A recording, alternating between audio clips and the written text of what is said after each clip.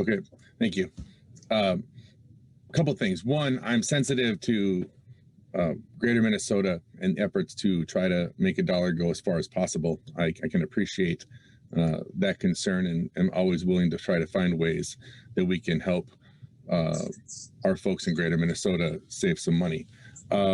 What I'm concerned about, though, is I heard from several people that they understand why you would have to inspect a new one, but replacing one doesn't make sense to have to inspect. And what doesn't make sense to me there is, if it's okay not to inspect and replace it, what would be the difference when it's new?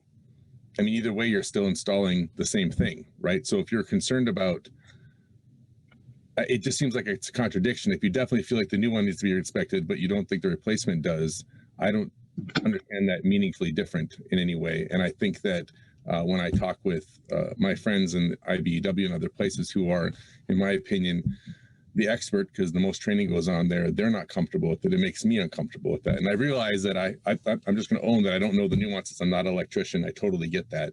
But if we have to inspect one that's being installed the first time, it doesn't make sense to me that we wouldn't be inspecting it whenever it's reinstalled again.